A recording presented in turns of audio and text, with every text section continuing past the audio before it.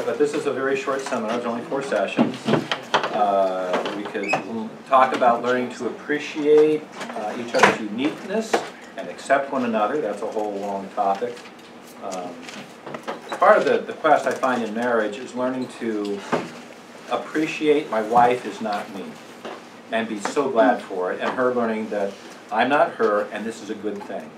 Because the strengths and weaknesses then complement each other, at least they should complement each other. So where I'm weak and she's stronger, together we're better, and vice versa. And so that's a whole nother area. A good marriage is symbiotic. The two together are better than the sum total of each one individually. It multiplies on itself.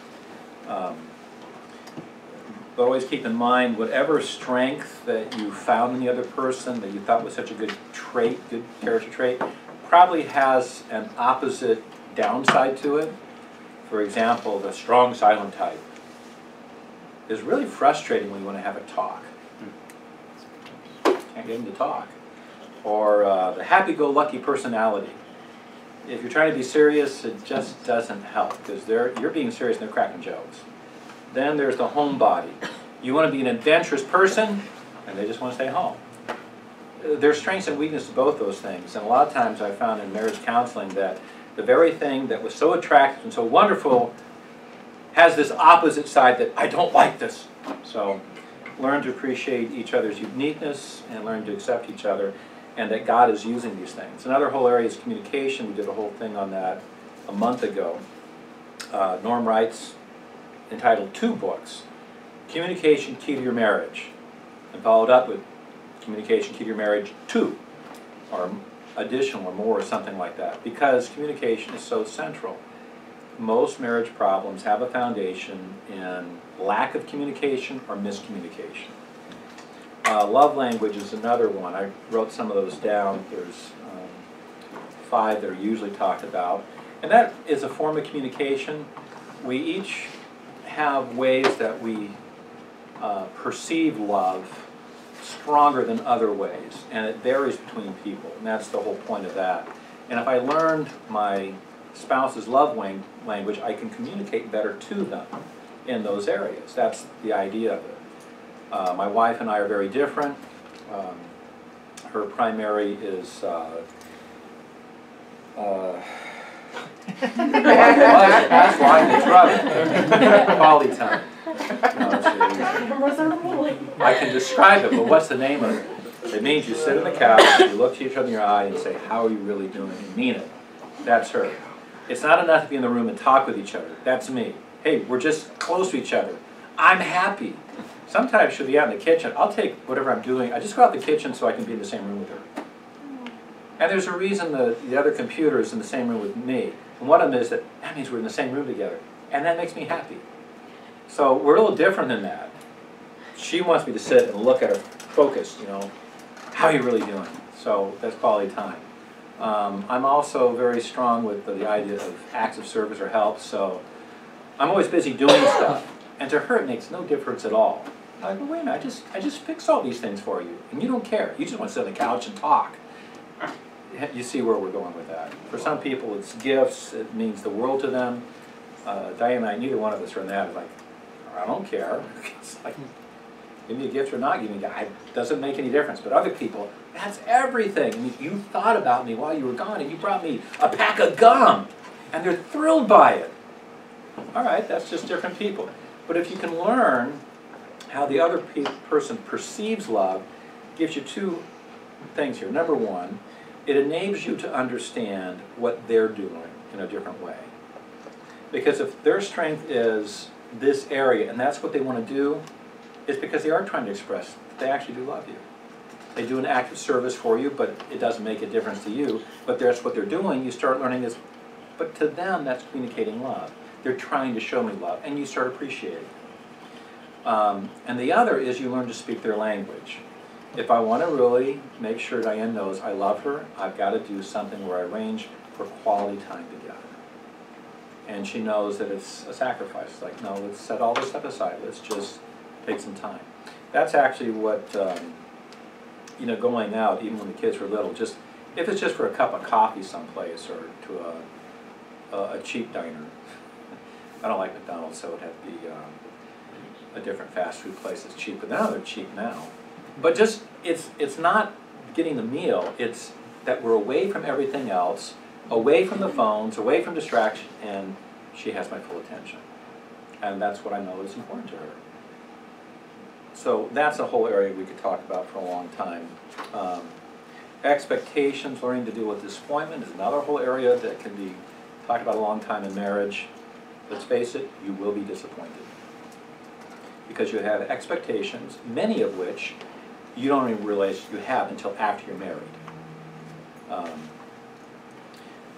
You just assumed it, but now it's not happening. And you're like, well, what's wrong here? Why aren't you whatever it is? We don't have it. We do that in premarital, is a whole thing of trying to get some of these things out. But I bet you and Jeff have found some expectations you both had that you didn't know you had, even with that, because now you've been married for several months. Correct? I thought you would do that. Why? I can't think of any, but I'm sure there are. No, they pop up. So we want to think through that, and that means we should be refining our expectations according to what is realistic and what God actually wants us to have. And then learn to encourage the person toward the areas where there are expectations. Communication is a big part of that. Learning to deal with disappointment is part of the maturing process. I learned that I can trust God and His promises, move forward in obedience, even when I'm disappointed. I don't have to get what I would like, but I need to do what God wants me to do. And so that's a whole other area that you could talk about an hour on that alone. Disappointment, you learn how to comfort one another in the midst of disappointment. Because there are things you're going to experience in life that's disappointment to both of you. There's tragedies that happen. And you learn how to comfort. Another, planning for the future. I think one of the things that was wonderful about the dating period, the engagement period, is this dreaming of the future. Problem with the engagement is that everything just focuses on the wedding. Like, is there life after the wedding? You almost like you forget about it. But yes, there is. But before that, it's part of the, I guess, the romance of, well, what would you like? What would be your future? What would you like to see happen? And that's fun. It should continue after you're married. Dream together. Problem is that we get so busy handling just the stuff of life, we start forgetting that. And even if the dream can't come true, it's fun to think about it. Gee, I wonder what it would be like if, even like, maybe someday we can, if you'd like to travel, where would you like to travel? Well, eventually, if you dream about it, you might even start planning for it, and maybe even become reality. But enjoy the dream. So that can be a lot of fun and things to do. This is also part of, dreaming is part of planning, and planning is part of how you use your funds. That's part of financial. Because what you dream and what you would like is what you have to plan for. If you're not planning for it, it'll never happen. If you have an idea of something you'd like to move toward the future, it means you start moving your time, your energy, and your funding over to where that can happen. If you don't do that, it will never happen. Tasha's been talking about she would like to get her nursing degree, which would be excellent. So David's been talking about what he's going to do for a job in order for that to happen. It's all part of planning. So how will they use their funds? How are they going to use their time? In fact, you just applied for another job, waiting for the official stuff on it, in order to free up the time in order to pursue what's important to her. So here's something they've been dreaming about together. That's fun. There's still going to be a lot of work doing it, but it's fun to make these dreams together. And you're working together towards these goals. Go out there. We could deal with in-laws or outlaws, depending on your relationship with them, right? There's a lot of things you can do beforehand. I'll just point out, the common problems tend to be interference by parents where they shouldn't be interfering. But why does that happen? Guys, I'm going to nail you with this one. It's your fault. Period. Number one, if it's your mother doing it, guys, it's because you haven't cut the apron strings. You got to cut them. Genesis already told us. You leave your mother and father and leave your wife. Who's more important in the relationship now? Your wife. Will you go to your parents for advice? Absolutely. I hope you do, because they have great advice. but who are you going to consider how to use that advice is with your wife. So you've got to cut the apron strings. It's not necessarily easy. It can be traumatic, but you got to cut them. You're in a new family. You're the leader of your home. If your mother-in-law is interfering, then you need to cut her apron strings. And that is, this is now my wife. I'm responsible for her. You recall at the wedding where she was given away? What was said? I know what to say because I have to teach guys to say this. Who gives this woman to be married to this man? Her mother and I. That means both of you did this. And if you don't quit it, I'm moving away. Well, you may not do that, but you can threaten it. You get the idea? Gentlemen, you're responsible. If in-law problems are developing, you've got to handle it. Okay?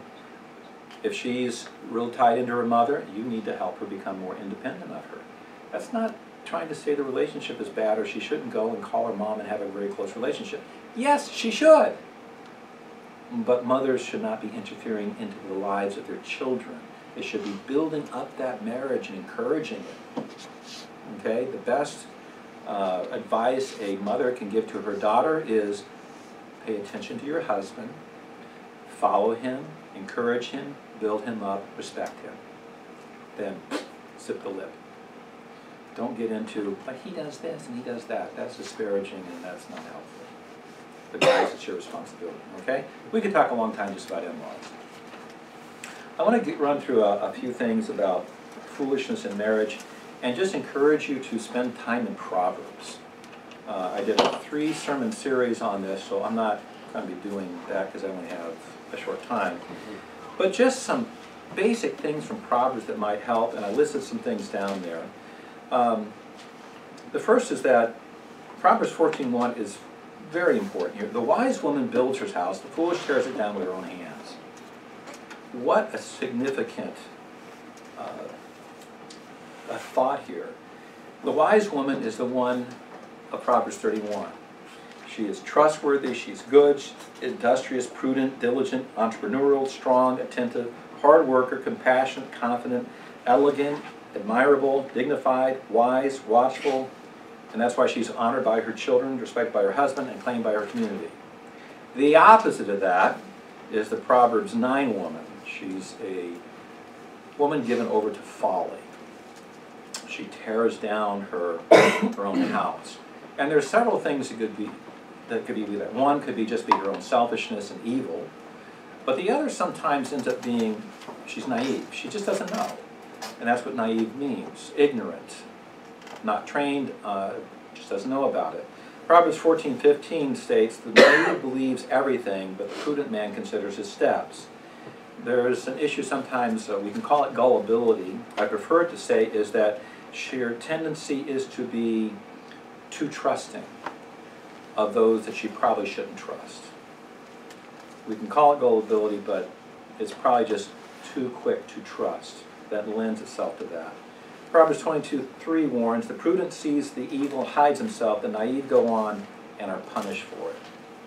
So part of the idea of trusting can be the emotions. They get involved with it and it blocks reality. The example is, okay, the girl who just had a breakup and she's all in despair. She goes home, her mother's in despair, her aunt's in despair, her sister, everybody's in despair, all the women are in despair. He loved me, he said he loved me. And the dad walks in and asks a couple questions and goes, he's a liar. End of the story. What's the difference? The emotions. One says, I see the reality because he said this, this, and this, and he lied because he did this, this, and this. The other is, but he said this, and I want to believe him. Do you see the difference? So there's a naive aspect to sometimes emotions carrying you a lot farther than what reality is. This is why it's a complement between a man and a woman. They help each other with these things. So there's one whole area. The solution to being naive, learn, grow, gain knowledge, gain wisdom. Primarily that's going to come from the Scripture. Learn the Scriptures, learn how God actually has ordered things, what He says is right, what is wrong. We listen to wisdom's voice. That means also godly counsel. Surround yourself with people who are wise, who are godly, that can help you assess whatever situations might be there. And that's as true for men as it is for women. Surround yourself with godly, wise counsel to protect yourself from your own weaknesses. Another area that quickly takes people away is bad counsel. The counsel of the wicked are deceitful, Proverbs 12:5. Psalm 1 traces the progression of those who start off walking in the counsel of the godly, and then they're standing in the way of the sinners, and then they're seating in the seat of the scoffers. They're espousing the stuff they've been hearing from others around them. We need to be very careful what influences. I already mentioned that earlier. Proverbs 13:20 explains, "He who walks with wise men will be wise, the companion of fools suffers harm."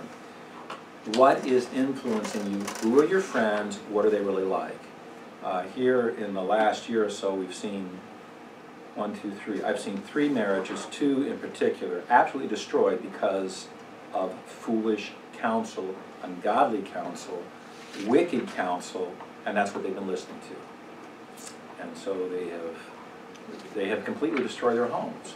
There have been foolish women who destroyed their homes with their own hands. And I wish it had just been 3, but over the years, I've seen it over and over and over again. Be careful. So, source of counsel, that includes media, magazine, books, advice columns, television, radio, and probably more dangerous now are websites. On the web you can find anything, and you can eventually find it stated to someone to say exactly what you want to hear. That's its big problem. Not the truth, but simply what you want to hear. And there's a lot of absolute garbage and nonsense out on it. And if you don't have the ability to discern through, you're going to be led astray, because they're very good at the marketing approach. Okay? So, be someone wise, surround yourself with wise people, get wise counsel, remove any ignorance, being naive, by becoming wise. Pride's another source of foolishness that destroys relationships. Proverbs 12:15 admonishes, "The way of a fool is right in his own eyes, a wise man is he who listens to counsel." 13:20 explains, "There's a kind of who is pure in his own eyes, yet not washed from filthiness." They all reject the counsel of wisdom, and so it goes back to what I was talking before. And it's not that such people hate knowledge necessarily, it's more as they hate knowledge that's against what they want to do. And so they want to ignore it. And that's foolishness, and it's based on pride. Pride destroys. It tears down the home. I think we can all think of incidents where either our own pride or somebody else's pride result in a lot of turmoil or even broken relationships. Sometimes men are tagged for this more than women, about you being proud, etc., etc. No, women are just as proud. The problem is that men are simply more obvious about it. Our pride's going to show up in being outspoken, defiant, maybe angry, making demands. Okay, I'm not going to listen, walk away. Women tend to be a little more subtle with their pride. Now, part of it, you seem to have this ability to remain a little more calm. You also have an ability, it seems, related to valuing the relationship, to keep talking about it, to want to keep working things out, whereas the guy's just given up and he's gone. That's an issue of pride. And let's face it, remaining calm is a much better platform for planning strategy to win, too. Once anger gets a hold of you, you're probably not thinking very well. Remain calm, you can think through it. So it's still going to come out. Where does it come out? Manipulation. You figure it out. So there is a gender difference here, but both have pride. It just comes out differently. Solution is simple in theory. Be humble. Proverbs 3:7, "Do not be wise in your own eyes. Fear the Lord, turn away from evil." You see, the thing is that humility is born out of a correct assessment of reality. That begins with God. And any time you start assessing yourself with God, guess who ends up low? You do. You'll never compare with God. He is where we go to. And so he forces us back into humility that's proper. And as we then look to him, he can guide and direct us. But everyone has pride. It just shows up different ways. The solution for it, pursue humility. And that begins with a proper fear of the Lord, which turns away from evil to search out what he says about things. All right, so pride's a whole issue. Another home wrecker, self-righteousness. It's related to pride, foolishness, and stubbornness. The problem with self-righteousness is usually you are blind to it in yourself. You just don't see it. The self-righteous, the other person is always at fault. You can't see it in yourself, so you become stubborn in your own position. That's why it's related to pride. Proverbs 21:2 warns, every man's way is right in his own eyes, but the Lord weighs the heart. 16:2 parallels that. All the ways of a man are clean in his own sight, but the Lord weighs the motives. And so blindness can be so great in this that Proverbs 3 verse 12 applies. There's a kind who is pure in his own eyes, yet is not washed from his filthiness. Now there's two kinds of self-righteousness. There's that of the Pharisees. They ended up with a list of, a standard list, because they thought righteousness was related to whatever they did regardless of their motives. So here's the right things to do. It doesn't matter why I did it. So I did this, so I'm good. And I can be proud about it, and then become arrogant. And that just eats away at stuff. It's a cancer that eats at your soul. And it makes you impervious to correction, because no one can challenge you on why you're doing something. What are you doing that for? Or because it's a list that's apart from necessarily Scripture, you can't attack the list either. But we have to. We come back to Scripture. What does God say? Why do you need to do it? Now the opposite of that, there's a self-righteousness that's related to, I had the right motive regardless of outcome. It's actually very common that pops up in among liberals. I had the right motive, I want to do good. Yeah, but what you did actually did the opposite and destroyed people. But I meant good. There's an example in Proverbs 26 that goes like this. Like a madman who throws firebrands, arrows, and death, so is the man who deceives his neighbor and says, was I not joking? Because this whole idea is, well, my motive was just to have fun. Yeah, but what you did destroyed people. You burned down their house. Well, but it was all in fun. Well, that's bad, okay? That's not fun, not for them. You destroyed them. Well, the same thing comes up in a relationship. But I was just, whatever your motive was, if it was the wrong thing to do, it's still wrong. That's the nature of self-righteousness. True righteousness is going to come from Christ and a humility that says, I want to examine my motives. I want them to be right before God. I want to actually have the right motive in my relationship with my wife, with my husband, with my kids, with everybody around me. And if I've done something wrong, even though I had good intentions, I want to apologize for it. Well, I'm sorry, I meant to do this, but I'm so sorry it ended up burning down your house. I guess I'm going to end up paying for this the rest of my life because I got to make it right, because the godly man actually makes restitution. See the difference? That happens in marriages as well. I need to be careful. Don't become self-righteous in your marriage. I'm right, you're wrong. Well, I don't know. What is your motive? Your action can start demonstrating how you're expressing yourself, what might be there. Now, related to this is another one. It's selfishness. It's a wrecking ball. Expressed many ways, an inherent evil. Proverbs 23:6 uses the term selfish to translate the Hebrew word ra, which is often translated as wicked or evil. It says, do not eat the bread of a selfish man, or desire his delicacies, for as he thinks within himself, so he is. He says to you, eat and drink, but his heart is not with you. You will vomit up the morsel you've eaten and waste your compliments. James 3:14-17 deals with selfish ambition as well, and describes it as a wisdom that's earthly, natural, demonic. And they contrast that with the wisdom from God, which is pure, peaceable, gentle, reasonable, full of mercy and good fruits, unwavering, without hypocrisy. Now, selfishness strikes at the heart of the home because it breaks up the unity of the family. It sets every member in competition with each other. The opposite of what's needed for a good marriage, as we've seen. Selfish people value getting what they want over the relationship with the other person. That quickly can degenerate into demands, nagging, being critical, manipulative, unfair actions. The attitude can then degenerate further. You can become temperamental, contentious, harsh, angry, even hateful. If they still don't get what they want, they become neglectful and indifferent. Here's the problem. Most people enter into relationships like a tick looking for a dog. Why does a tick want a dog? I can suck life out of it and live. So they get married, and lo and behold, there are 2 ticks and no dog. That's not good. There's nothing to get life from. So there's nothing to sustain. So what's the solution to dealing with all this? Be the dog. Be the dog.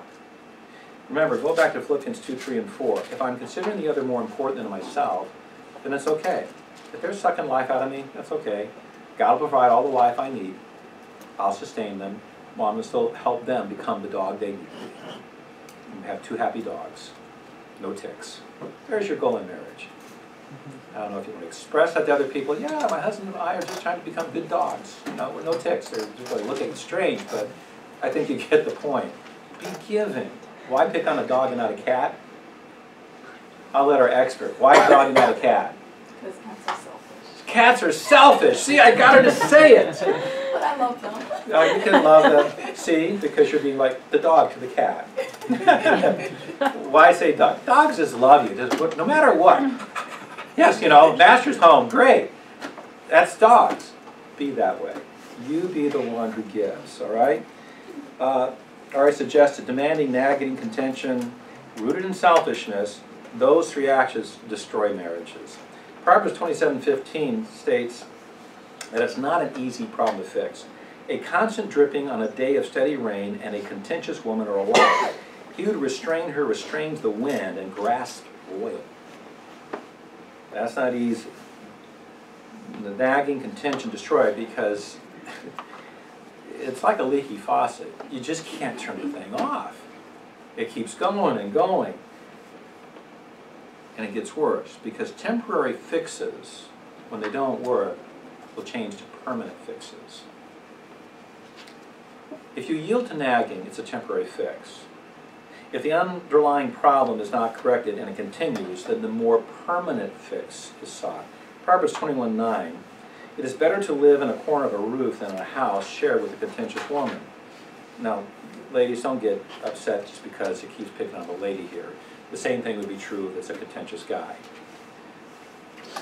It's not advocating isolation of the family, it's simply stating the reality that what ends up happening is as someone continues to nag, they isolate themselves. If it continues, it goes to the proverb I mentioned earlier, 26:21, or 21:19. Better to live in a desert land than with a contentious and vexing woman. You completely isolate yourself. Now, the motivation is the difference between expressing your desires, which you should do, presenting the reasons for your opinion, which you should do, reminding someone about something, and being demanding, contentious, or nagging. It's motivations that make the difference. Because if you're looking out for the best interest of your spouse, you're going to be humble, you'll be gentle, you'll be kind, you will say what you need to say, and you will say it in a way that speaks the truth and love. Motivations will come out in the very tone of your voice. But if you're selfish and you're going down this path of demanding, nagging, being contentious, it's going to come out even how you say things. You're not looking out what's best for the other person, you simply want what you want. Now, it can take a conscious effort to set aside your desires, because usually our motives are a bit mixed. It's good for them, but it's good for you too. And so you have to think about it. What is best for your spouse? What's best for the family? It will come out in how you express yourself. So reminding someone and nagging actually end up being very different from each other. Being contentious and just explaining your reasoning are very different from each other. Why? Because the motivation is so different. And so it does come up in how you even say your words, your tone of voice, intensity, and all the rest. Now, if you mix pride, selfishness, self-righteousness, and with contention, nagging, you end up with bickering and quarreling. And that is pure foolishness. Proverbs 20, verse 3 says, keeping away from strife is an honor for a man, but any fool quarrel. Quarreling drives wedges in the family, and so that even times of celebration are marked with strife. And that happens too often. Proverbs 17:1 states this, better is a dry morsel and quietness with it than a house full of feasting with strife. We just got past Thanksgiving, and I'm sure there are a lot of families that directly applied to. They'd rather have stayed someplace else. They didn't want to be there because it's just full of quarreling and strife. It shouldn't be there. With your family, it should be a unity and a great joy to be together. But here, a crust of bread, dry bread with water as peace is better than a banquet with a battle. Now, I think most of us understand this to some degree.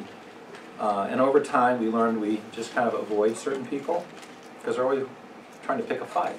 So eventually, you just start avoiding them. Romans 12:18, though, gives us some instruction. If possible, so far as it depends on you, be at peace with all men. And that's what we strive to do. Recognizing, though, there are some people you can't be at peace with because they'll never allow it. Those people you end up having to avoid. You just steer clear of them. How tragic that is if that becomes normal home life. That ought not to be. One thing that sometimes generates this kind of quarreling is either perfectionism or being OCD, obsessive compulsive disorder. That can create real problems. Let me give you a couple ideas on dealing with that. First of all, if you tend toward perfectionism or you're OCD about things, then simply take on the responsibility and quit complaining. If it wasn't met to your standards, then okay, do it yourself. And don't complain about the other person that it didn't meet your standards. That's a simple thing to do, right? Now, you may want to challenge yourself. Why are you taking on a responsibility to do this? Why must other people meet your standards? That should be the question in your mind. Does it have to be perfect? Does it really have to be that way, even if you are OCD about it? Now, each of us are responsible to meet God's standards, not your standards. And if that's true, then His standards are the only thing that's important, and everything else actually is irrelevant. For those who are married to such a person, you need to learn, don't become irritated by it. If you just clean the stove and it's still not clean enough for them, and they start working on it again, don't be mad. Oh, well, great. Hey, next time I'm learning. Honey, you cleaned the stove? You now have time to go do other things that are more important.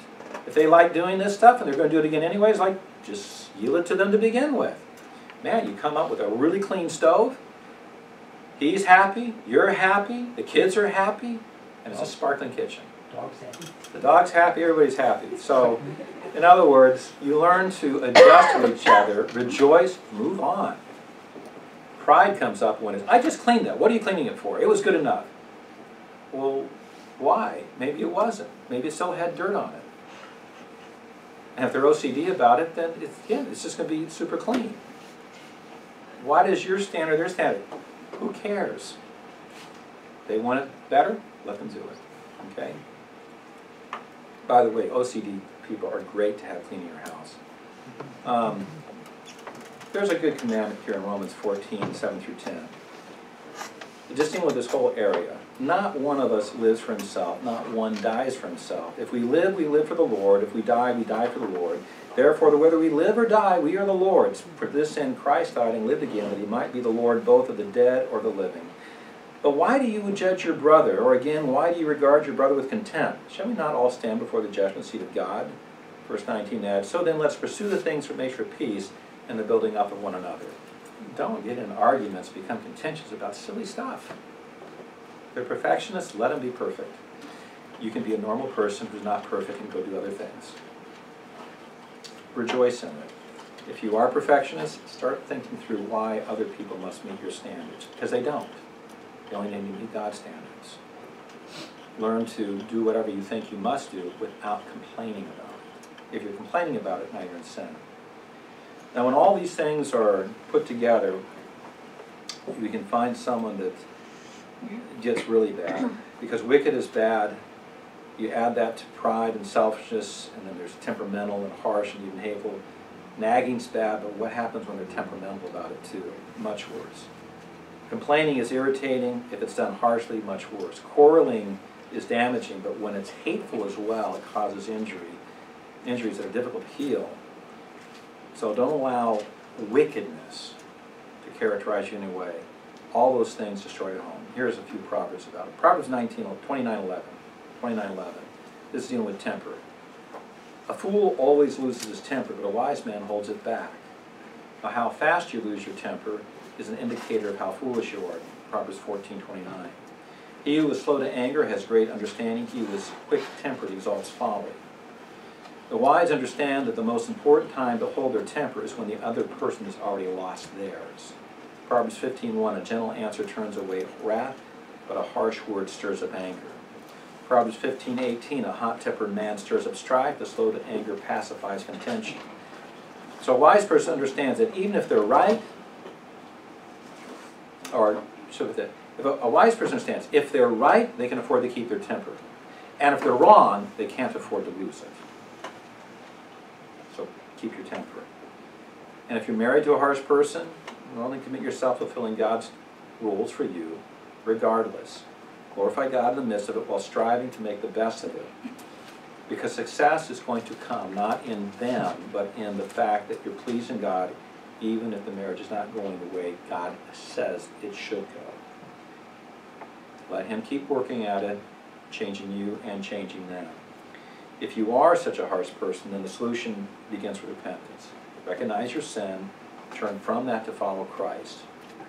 The change of heart makes the difference in life. And that begins, again, turn from sin to the Savior, learn to walk with Him, be transformed by the renewing of your mind. And then the church can also help, because that's part of the church's commissions, to teach whatever He's commanded. So marriage can be the greatest blessing in this life if you follow God's design for it. It could be your worst nightmare if you do not. If you commit yourself to doing your part to make it a blessing, then half of the problem's already solved, isn't it? That's your half. So learn to walk with God, trust Him for your future as you obey His commandments, then fulfill your role in your purpose in marriage, and watch God's blessings at work. All right? So, questions? No, that was fast. There's a lot of information. Questions, ideas? We've covered a lot of things. Yes, ma'am. Could you give like a specific example of the difference between nagging and sort of reminding someone about something? Okay. I think it's been a long time since I've been nagging about anything.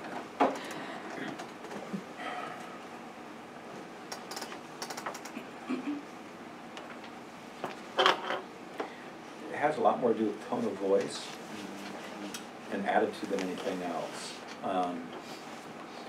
Diane's on a diet, and she's done wonderful. She's lost over 40 pounds. I should be on the diet. I think I've been finding her lost weight. How did you find it? I don't know. She's laying it around in her house and she's picking it up. Now, she could do one of a couple of things with me. She could start nagging me with that it's important to her that I lose weight because my health is important to her, because she wants me to live longer than she does. Because she doesn't want to have to deal with being a widow. So it's already been decided I have to be a widower, she can't be a widow, so I have to live longer than her. So it could become is you have to do this because, well, that's important to me, right? Or it could be is she respects me enough to saying is, you know, honey, what can I do to help you? You know, you do need to lose weight. What about changing some stuff in how we're eating? And so she'll remind me, and she's gentle with it, and she will provide for me a very good, nutritious meal, which while I eat, and then I'll find something else to eat later, which is where my problem starts coming in. You find the chocolate. Yeah, I find the chocolate. Although I'm pretty good with that. Do you realize I still have chocolate from last Christmas? Wow. I do. I keep a stash and keep it at bay. But she's learned to do that. When we were first married, there were things that come up, and I have to admit, it was kind of on the nagging side because of how it was said. But when she comes alongside and is expressing the truth and love and of her care for me, it's not nagging. It's just, well, honey, just let you know, remember, this is going on. Or let's say I've got an appointment coming up, okay? She might remind me, because I tend to forget things, and say, but remember, you got to get this done today. You know, if she sees me busy and distracted, she may ask, like, well, you remember you got this going on? Oh, okay, thanks. But if she keeps coming in every 5 minutes, don't forget, you got this today, you've got to get this done, the tone of voice starts slopping over into, I don't trust you to take responsibility, and actually starts tacking this whole idea that she respects me. And with that, it comes and it slops right into it. Now it's nagging because you're not showing me respect. You're acting like I'm a kid that can't take responsibility for himself. So can that burn you sometimes? Yeah, because let's face it, sometimes you forget anyways. You probably could use a little nagging on the issue. But a reminder is much better. Said with love, said with graciousness of trying to get something done. But better probably not to say something in a nagging voice than and let something happen so you learn from the experience than continue and becoming the nag. You don't want to be that. Does that help? Mm-hmm. Okay. That's a good question. I have to think about how I was going to answer that.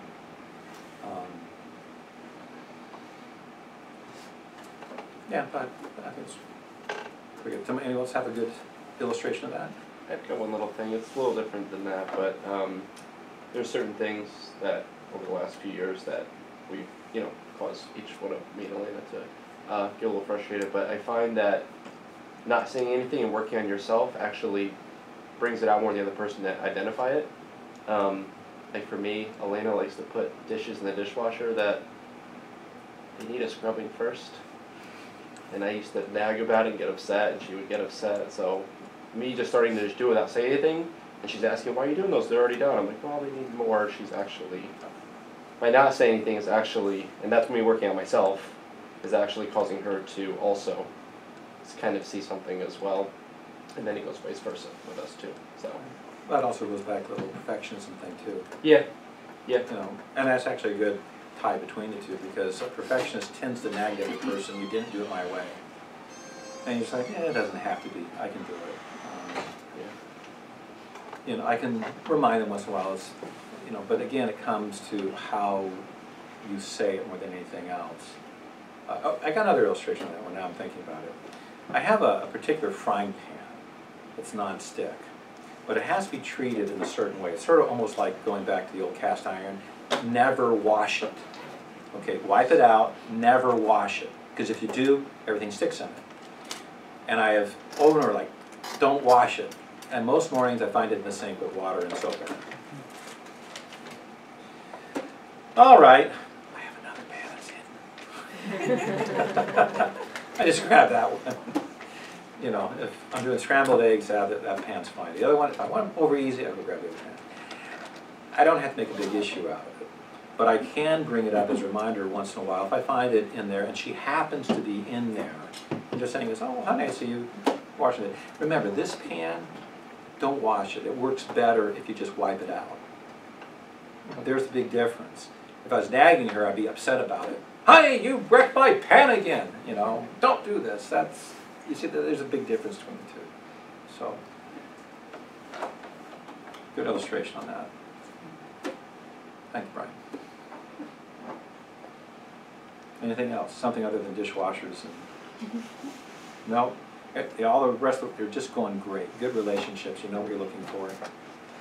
So, David. I mean, I was just thinking about like when we were super financially strapped, like within the last 6 months, and I had no idea what I was doing for work in the fall, and